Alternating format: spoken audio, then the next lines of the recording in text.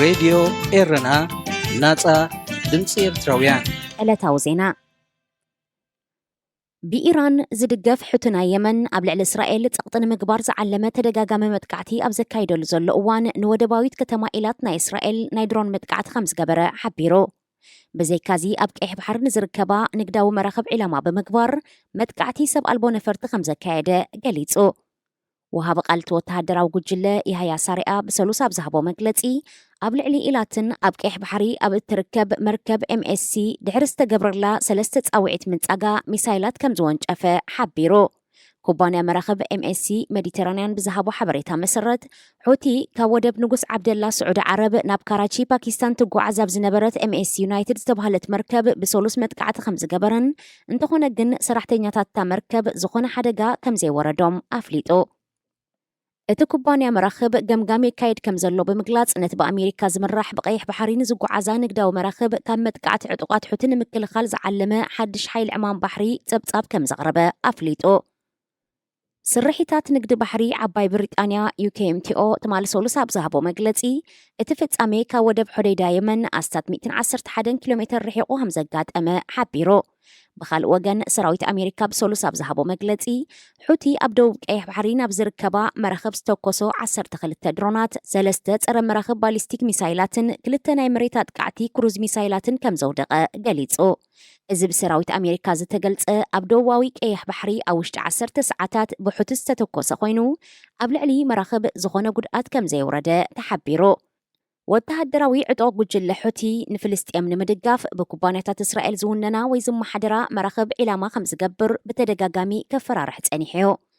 ሃገራት ሰራሕተኛታት ዘን መራኸብ ዝኾኑ ዜጋታትን ክስሕባውን ኣተሓሳሲቡ። ሑቲ ኣብ ልዕሊ ቀይሕ ባሕሪ ዝንቀሳቐሳ መራኸብ ዝገብሮ ዘሎ መጥቃዕቲ ንናጻ ዋሕዚ ንግድን ባሕረኛታትን ኣብ ሓደጋ ዘእቱ ከምኡውን ኣህጉራዊ ሕጊ ዝጥሕስ ምዃኑ ዝተፈላለዩ ፖለቲከኛታት ይገልጹ።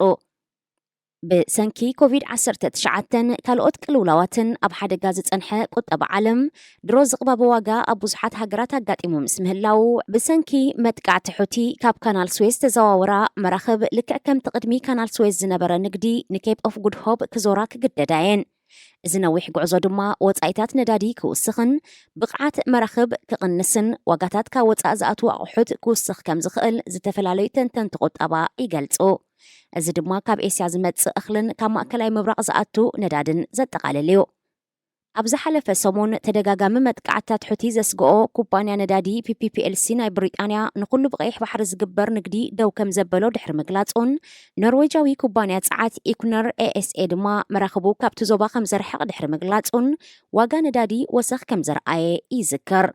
ቀይሕ ባሕሪ ዓብ መስመር ዓለማዊ ንግዲ ክኸውን እንከሎ ኣስታት 12 ሚእታዊት ካብ ዓለማዊ ንግዲ ብቀይሕ ባሕርን ስዌዝ ካናልን ይሓልፍ። ገለ ኩባንያታት ብህንዳዊ ውቅያኖስ ኣቢሉ ንደቡብ ዝጓዓዝ ሓድሽ መስመር ክጥቀማየን። ኣብ ደቡብ ኣፍሪቃ ኣብ ዙርያ ኬፕ ኦፍ ጉድ ሆብ ድሕሪኡ ድማ ናብ ምዕራባዊ ገማግም ኣፍሪቃ ዝድብ ማለት እዩ። እዚ ድማ ዝለኣኻ ኣቑሑት ካብቲ ቅድሚ ሕጂ ዝወስደሉ ዝነበረ ግዜ 2 ሰሙን ክናዋሕን ኣብ ወጻኢታት መጓዓዝያ ብልዕሊ $1 ሚልዮን ክድይብ ይኽእል። ከም ውጽኢቱ በቲ መስመር ዝሓልፍ ዝነበረ ንብረት ናህርታት ከርኢ ምዃኑ ተንተንቲ ቁጠባ ይገልጹ። ኢትዮጵያ $33 ሚልዮን ዝግመት ኣህጉራዊ መንግስታዊ ቦንድ ማለት ኩቦን ክትከፍል ብዘይምኽኣላ ትማል ሰሉስ ብወግዒ ንሳልሳይ ግዜ ኣብ ኣፍሪቃ ዕዳኣ ክትከፍል ዘይከኣለት ሃገር ኮይና ን11 ታሕሳስ 2023 ክኽፈል ዝነበሮ ናይ $33 ሚልዮን ቦንድ ኣብ ግዚኡ ስለ ዘይተኸፍለ ብመሰረት ዝነበረ ናይ ልቓሕ ውዕል ን14 መዓልቲ ዕድል ተዋሂብዋ ብምጽናሕ ኣብ ግዚኡ እውን ኣይተኸፍለን። ሰበስልጣን መንግስቲ ኢትዮጵያ ነዚ ኩነታት ኣመልኪቶም ንዝቐረበሎም ሕቶታት ርእይቶ ይኹን መልሲ ይሃቡን። እቲ ሃገር ምስ ካልኦት 2 ሃገራት ኣፍሪቃ ዛምቢያን ጋናን ብምዃን ሙሉእ ደረጃ ሓበራዊ ማዕቀፍ ማለት ዕዳኣ ዝከሓሰሉ መንገድታት ክግበረላ ይግመት። ኣብ ኣፍሪቃ ብብዝሒ ህዝቢ ኣብ ካልኣይ ደረጃ ትስራዕ ኢትዮጵያ ለበዳ ኮቪድ-19 ኣብ ትግራይ ዝተኻየደ ኩናትን ዘስዓቦ ኣብ ከቢድ ቁጠባዊ ቅልውላው ተሸይማ ትርከብ። ቀዳማይ ሚኒስተር አብይ አሕመድ ኩናት ትግራይ ኣብ ዝካየደሉ ዝነበረ እዋን ኣብ መጋቢት 2020 ብጉጅለ 20 ኣብ ዝፍለጣ ሃብታማት ሃገራት ኣብ ዝለኣኾ ምሕፅንታ ባንኪ ዓለም ንዝበዝሓ ድኻታት ሃገራት ኣፍሪቃ ምስ ፍሕፋሕ ኮሮና ቫይረስ ንምግታእ ን10 ዓመታት ዝተዋህለለ ናይ ልቓሕ ዕዳ ክስረዘለንን ነተን ትሑት ሃገራዊ እቶት ዘለወን ድማ ወለድ ናይ ዝተለቅሖ ዕዳ ክእለየለን ሓቲቱ ነይሩ። እዚ ከምዚሉ እንከሎ ከቢድ ዋሕዲ ናይ ወፃኢ ሸርፊ ኣጋጢሞ ዘሎ መንግስቲ ኢትዮጵያ ካብ ኣህጉራዊ ማዕከን ገንዘብ ልዕሊ 3 ቢልዮን ዶላር ልቃሕ ይሓትት ምህላው ተሓቢሩ። ዝኸበርኩም ሰማዕትና ዜና ኣብ ዝተፈጺሙሎ ሬድዮ ኤረና ናጻ ድምፂ ኤርትራውያን